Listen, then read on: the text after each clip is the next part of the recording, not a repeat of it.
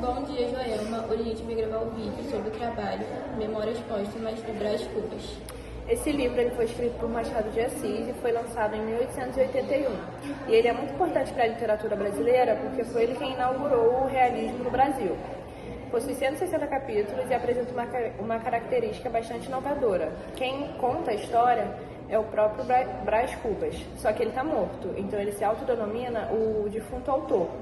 Ou seja, é um personagem que depois da morte decide contar suas próprias histórias. Essa obra pertence ao realismo, como já falado, um movimento literário que surgiu como uma reação aos ideais do romantismo. No romantismo, os personagens eram idealizados, principalmente nas relações amorosas. Já o realismo, ele busca mostrar a sociedade de uma forma mais crítica, apresentando os defeitos, interesses e contradições das pessoas. Uma das principais características do realismo é justamente a crítica social. Na época... Na obra, o autor utiliza a história de Brás como crítica à sociedade brasileira, principalmente à elite.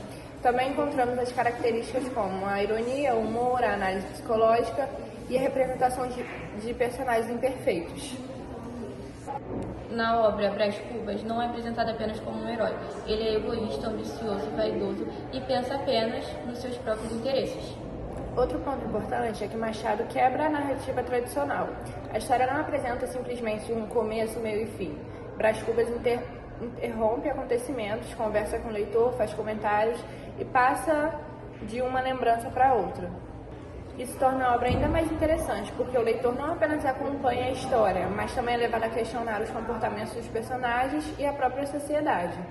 Portanto, podemos dizer que a Memórias Póstumas de Brás Cubas é uma obra fundamental do realismo, porque Machado de Assis não apenas conta a vida de um personagem, mas usa esse personagem para questionar seus valores e suas aparências.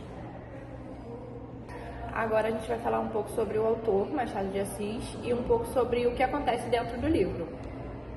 Machado de Assis, cujo nome completo era Joaquim Maria Machado de Assis, nasceu em 21 de junho de 1839. Nasceu em 21 de junho de 1839, no Rio de Janeiro, e morreu em 29 de setembro de 1908. Ele é considerado um dos maiores escritores da literatura brasileira, e além de escritor, foi jornalista, dramaturgo, romancista, poeta, cronista e contista. Machado nasceu numa família humilde e não teve formação escolar longa. Mesmo assim, foi autodidata e desenvolveu um grande interesse pela leitura e pela escrita. Desde jovem, começou a publicar poemas e textos em jornais e revistas. Ao longo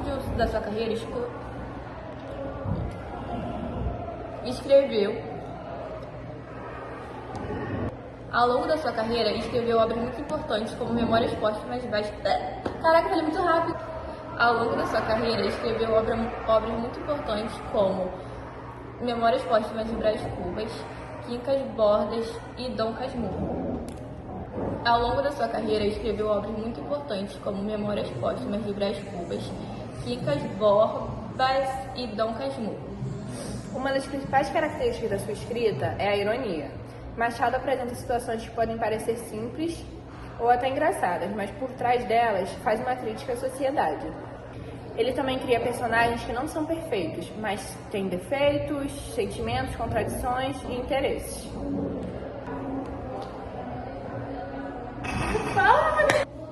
Em 1897, Machado participou da criação da Academia Brasileira de Letras e se tornou seu primeiro presidente por toda a sua importância. É considerado até hoje um dos maiores nomes da literatura brasileira. Agora falando sobre o livro, a história começa de uma maneira diferente. Brás Cubas já está morto. Depois de morrer, ele decide contar sua própria história, mostrando os acontecimentos de uma forma muito irônica e crítica. Brás Cubas nasceu em uma família rica e privilegiada do século XIX. Desde criança demonstra o comportamento típico de um jovem de elite daquela época. Um exemplo, é sua relação com Prudêncio, um escravizado que sofria Um exemplo é sua relação com Prudêncio, um escravizado que sofria com as com os caprichos de Brás. Um exemplo é a sua relação com Prudêncio, um escravizado que sofria com os caprichos de Brás. Na juventude, Brás conhece Marcela, por quem se apaixona, porém o relacionamento também se envolve em interesses e gastos. Preocupado com a situação, o seu pai decide enviá-lo para Coimbra, em Portugal, onde ele cursou Direito.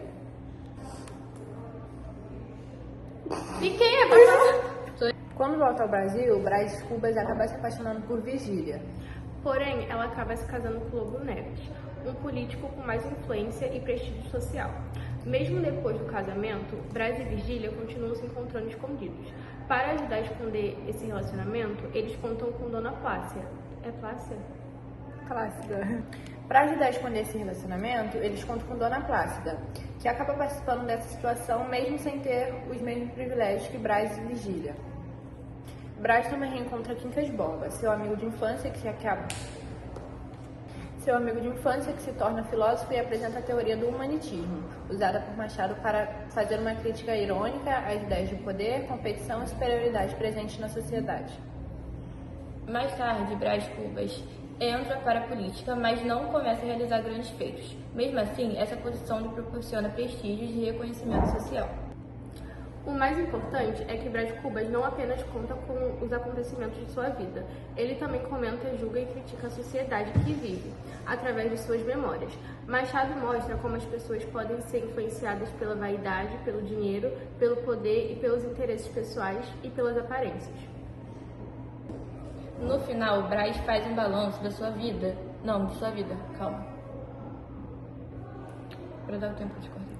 No final, Brás faz um balanço de sua vida. Ele percebe que, apesar de ter nascido rico e ter tido muitos privilégios, também acumulou fracassos e coisas que não conseguiu realizar.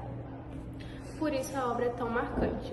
Machado de Assis usa a história de Brás Cubas para fazer uma crítica à sociedade, mostrando suas contradições de maneira irônica e inteligente. E o fato de o próprio personagem contar sua história, depois de morto, torna a narrativa ainda mais diferente.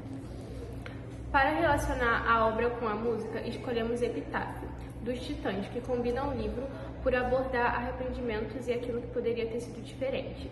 Outra possibilidade é O Tempo Não Para, de Cazuza, que pode ser relacionada à passagem do tempo e às mudanças que acontecem ao longo da vida. Por fim, a gente fez uma adaptação em forma de história em quadrinhos, a edição criativa. Foram 2. Nela a gente mostra importantes momentos da trajetória de Brás Cubas, como sua infância, seu relacionamento com Marcela, seus estudos em Coimbra e a sua relação com Virgília. E também fizemos uma mais divertida, com ele narrando a sociedade atual. Então é isso, Joelma, esse foi o nosso trabalho. E agora a gente vamos de música.